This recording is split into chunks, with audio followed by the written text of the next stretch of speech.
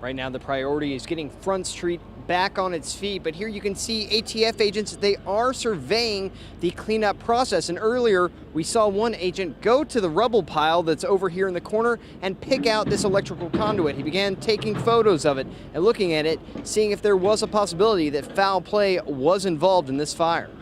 Georgetown County 911. Yes, ma'am. I'm on the Harbor Walk behind Lippin James, and there's a fire. Okay, what's on fire? A building. A 525 heard an explosion. I decided I'd come down here. And what did I see? The tragedy of Georgetown. The smoke still lingers over the Front Street rubble. The crews are digging through what's left behind, trying to figure out what destroyed 7 buildings. Governor Nikki Haley toured the site Thursday morning, holding a press conference with Georgetown City and county officials. I'm going to ask South Carolina to step up, like they've never stepped up before.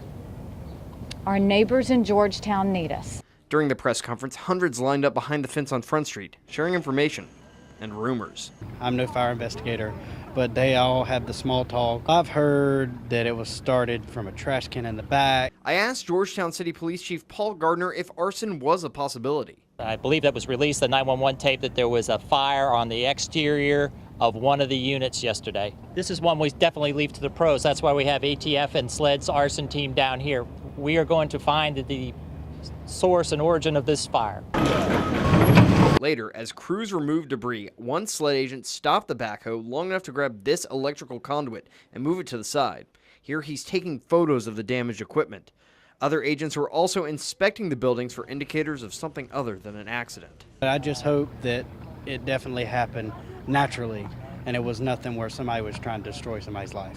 Right now, there's still a debate over what can be done with the historical fronts of these buildings. However, I did speak with one member of the state's emergency management office. He said when they rebuild Front Street, everything will have to be set up to the strictest international fire code that's currently in place. In Georgetown, Will Whitson, WMBF News.